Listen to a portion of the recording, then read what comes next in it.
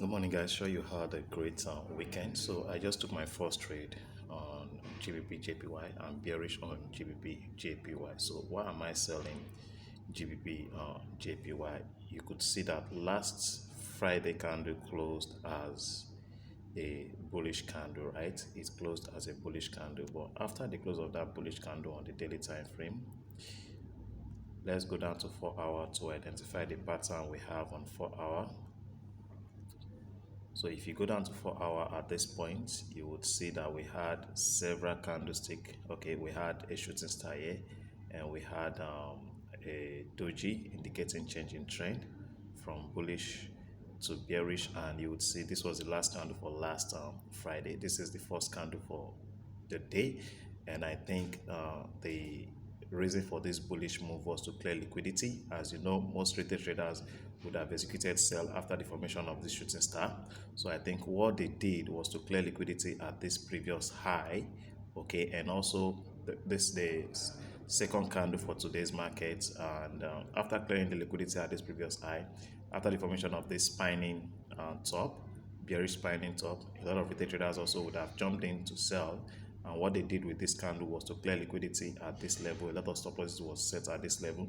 So what they did was to clear liquidity at this level. Now, after clear of liquidity, remember what I told you, the next thing is to confirm the candlestick pattern that forms after the clear of liquidity. So we have to go down to 1 hour to confirm. Okay, so you can see the candlestick that formed on 1 hour. You can see this was to clear liquidity at this previous high. So what we have here looks like a shooting star, or you call it a spinning top, okay, a bearish spinning top. So we don't have to wait for the next candle to close bearish before we sell. And you can see here I identified a fair value gap. This was a fair value gap, and you can see price filled that gap, and at the moment the market is trading below that gap. Can you see that? So that's the reason I took a sell on GBPJPY. Now on ATR indicator. Now, like I said, ATR indicator is used to measure price volatility. Okay, how volatile an instrument is. Okay, so if you go on the daily time frame, you would see the value we have here. This tells me the average number of pips GBPJPY has delivered the past 14 days. Okay, and here I have 118. So today there's a high probability that GBPJPY could deliver 118 pips. Okay, it's a probability, it's not certain. It could deliver 118 pips. So if I'm selling GBPJPY, my TP should be around 100 pips. That will be my target. Okay, that will be my target. 100 and let's say 100 pips. So if there's a possibility of making 100 pips on a trade, I could decide to risk just 50 pips. That's like 1:2 risk reward. I hope you get that. So that is how to use the ATR. This is to measure volatility. This is not used in defining the trend of the market, just to know the volatility, how volatile that instrument is. Okay, so this is 118. Then you could go down to 4 hour. You could also use this as your stop loss. You can see on 4 hour what we have here is 45 pips.